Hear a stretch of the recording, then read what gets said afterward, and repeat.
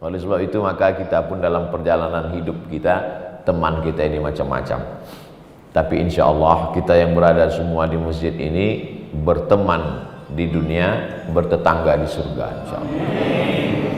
Saya yakin dan percaya dalam perjalanan Bapak Ibu hadirin hadirat yang dimuliakan Allah, macam-macam teman sahabat dijumpai, tapi banyak orang yang dalam Quran itu disebutkan sifatnya begini, in tamsaskum hasanatun tasuhum, kalau kamu dapat nikmat mereka susah hati, wa in tusibukum sayyi'atun yafrahu biha, tapi kalau kamu dapat musibah mereka senangnya bukan main. Itu banyak sekali. Kalaupun dia meneteskan air mata buaya, pura-pura susah aja dia, tapi dalam hati yang paling dalam, matilah kau. Alhamdulillah. Apa yang dimuliakan Allah Subhanahu wa taala. Oh, kalau begitu tak perlu lagi kita berteman bersahabat. Enggak bisa. Orang selevel Nabi Muhammad sallallahu alaihi wasallam aja mau bersahabat. Iqra bismi rabbikal ladzi khalaq, khalaqal insana min 'alaqin, iqra wa rabbukal akramul ladzi 'allama bil qalam, 'allamal insana ma lam ya'lam. Ketika turun ayat itu, Nabi dari Jabal Nur Gua Hira itu turun bersahabat atau bersemedi saja sendirian? Turun bersahabat. Kurang hebat apa lagi Nabi Musa alaihissalam, tongkatnya dia pukulkan, famfajarat min husnata asyrata aina, memancar 12 mata air. Dipukulkan tongkatnya, fa idza hiya hayyatun tas'a, berubah menjadi ular besar yang memakan tongkat-tongkat sihir Fir'aun. Tapi ketika dia berdakwah, dia tetap bersahabat. Tetap bersahabat.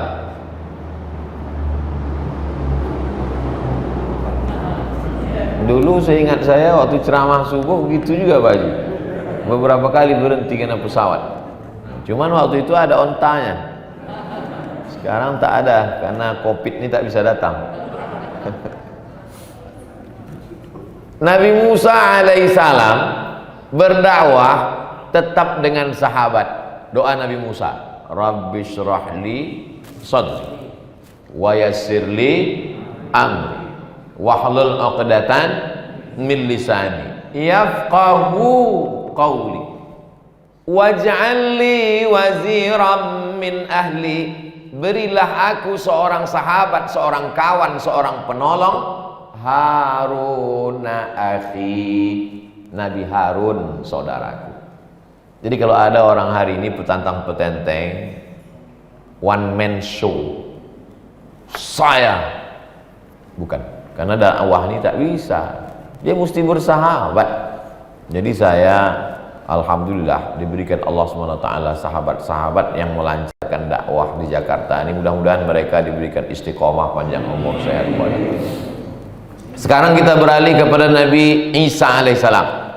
Nabi Isa itu yubri'ul akmaha wal abrasa, menyembuhkan orang lumpuh, orang buta, orang kena penyakit kusta, wa yuhyil mauta, menghidupkan orang mati, biiznillah, dengan izin Allah, karena dia bukan Allah, bukan anak Allah, maka di situ disebut biiznillah, dengan izin Allah. Tapi ketika dia mau menegakkan agama ini tidak sendirian. Wa idh qala Isa ibn Maryam lil hawariyin, ingatlah ketika Isa berkata kepada Hawariyun, man ansari ilallah, siapa yang menolong aku menegakkan agama Allah? Qalal hawariyun, Hawariyun berkata, nahnu ansarullah, kami yang akan menolong engkau menegakkan agama Allah. Hawari artinya penolongku. Bagus, Bapak Ibu mau kasih anak Hawari, penolongku. Mudah-mudahan dia menolong kita dari azab kubur, karena didoakannya, dikirimkannya Al-Fatihah, surat Yasin, Allahumma fir lahu warhamhu wa'afihi wa'fu anhu. Hawari, kalau banyak Hawariyun, kami yang akan menolong wahai Isa. Musa tetap perlu ditolong orang lain, Isa tetap perlu. Bagaimana dengan Sayyidina wa Maulana Muhammad sallallahu alaihi wasallam? As-sabiquna al-awwaluna minal muhajirin wal ansar mereka yang dulu masuk Islam dari kalangan Muhajirin dan Ansar, walladzina taba'uhum bi ihsan, dan mereka yang mengikutinya dengan perbuatan baik, mereka itu kata Allah, radhiyallahu anhum wa radu an, mereka diridhai Allah Subhanahu wa taala. Padahal Allah kalau mau Nabi Muhammad itu sendiri aja bisa. Innama amruhu iza arada syai'an ayyakula lahu kun fayakun. Selesai. Oleh sebab itu dakwah ini mesti bersama. Itu bisa kita lihat pelajaran dari hijrah Nabi Muhammad sallallahu alaihi wasallam. Subhanalladzi asra bi 'abdihi lailan minal masjidil haram ilal masjidil aqsa. Dari Masjidil Haram ke Masjidil Aqsa sendirian. Cukup malaikat Jibril. Tapi dalam perjalanan hijrah yang cuma 500 km banyak sekali.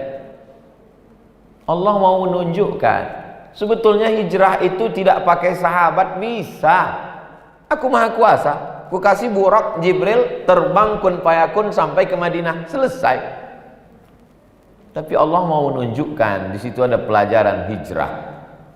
Ada yang tidur di tempat tidur Nabi Sayyidina Ali, ada yang menemani di Jabal Sur Abu Bakar, ada yang ngantar makanan Asma, ada yang bawa berita diupdate terus Abdullah, ada yang pura-pura mengembala kambing di bawah jaga-jaga mana tahu nanti musuh naik ke atas Amir bin Fuhairah, ada yang jadi gaib penunjuk jalan Ibnu Uraiqid. Itulah yang disebut orang sekarang sebagai job description, pembagian kerja. Yang betul itu pembagian kerja, bukan pembagian bolu. Pas nggak dapat ngamuk. Bagian kerja. Jadi jangan salahkan orang, apa itu Ustadz kok nggak ceramah, Ustadz malah sibuk di parlemen, bagi-bagi tugas. Yang satu tugasnya menggolkan undang-undang yang berbasis syariah Islam di parlemen, yang satu tugasnya khutbah, ceramah, tablik akbar. Ustadz Somad tidak tertarik pada politik. Itu kami udah bagi-bagi tugas. Ada back, ada kiper, ada striker. Saya bagian penyerangnya di ujung. Makanya saya banyak dibully. Kalau tak tahan mundur. Dan pemain ini tidak boleh ngamuk antar pemain. Ini si kiper mesti tahu bahwa dia kiper memang tak perlu dia lari-lari kemana-mana. Yang penting gawang itu aja kau jaga. Dari tiang ini ke tiang ini aja. Dan kiper tidak perlu pula marah kepada striker. Kau dari depan aja gantianlah sekali-sekali. Enggak. Ya di situ. Dan striker pun tak perlu pula marah dia kepada kiper. Kau enak kali ya. Aku dari tadi lari-lari. Enggak. Karena kita udah tahu bagi-bagi tugas. Yang susah ini kita sama orang yang tak tahu dia posisinya di mana. Kadang-kadang jadi wasit. Kadang-kadang jadi ini yang payah. Nggak tahu dia aturan. Kalau kita sudah sama-sama bagi tugas aturan, ada orang tidak ceramah, tidak di parlemen, tidak khutbah, tidak kultum, tapi dia support dakwah dengan apa? Dengan transfernya. Itu Pak Ustadz ada tanah 5 hektar untuk pondok tahfiz. Tak perlu dia ceramah. Sekarang banyak semua mau ceramah. Sampai RT RW pun mau ceramah juga. Mohon maaf Pak RT Pak RW kalau hadir. Dakwah itu bukan cuman mimbar mikrofon. Sekarang kalau disebut dakwah, bayangan orang mimbar, meja, mikrofon. Ini bagian dari dakwah. Ada bupati yang nggak pernah berdakwah. Bupati tidak pernah ceramah, tapi jangan sangka dia tidak berdakwah. Dia sedang berdakwah dengan tanda tangannya. Seluruh pegawai Pemda, Pemko, Pemkot, Pemprov bayar zakat potong atas. Selesai. Pakailah dengan kekuasaan menolong agama Allah Subhanahu wa ta'ala. Oleh sebab itu maka dipahami ini dengan baik sesuai dengan perjalanan hijrah. Ketika Nabi SAW mengatakan kepada Abu Bakar Siddiq, la tahzan, jangan kau cemas, jangan kau takut, jangan kau khawatir, innallaha ma'ana, Allah bersama kita. Setelah tenang hati Abu Bakar, walladzi anzalas sakinata, Allah yang menurunkan ketenangan itu ke dalam hati. Siapkan cawannya, siapkan gelasnya, ketenangan itu akan turun ke dalam. Ketenangan itu bukan punya kita. Pak Ustadz, itu ada tetangga saya nggak sholat, nggak puasa, nggak ngaji, nggak ke masjid, kok tenang aja dia? Rupanya pakai sabu. Itu juga ketenangan, tapi ketenangan palsu. Ada kawan saya, Pak Ustadz, di kantor nggak sholat, nggak puasa, nggak zikir, tenang aja dia, berkawan sama hantu, pakai jimat, pakai benda-benda keramat. Bukan ketenangan itu yang kita mau. Kita mau ketenangan, ala bi dzikrillahi tatmainnul qulub. Dengan selalu merasa dekat dengan Allah, maka hati menjadi tenang.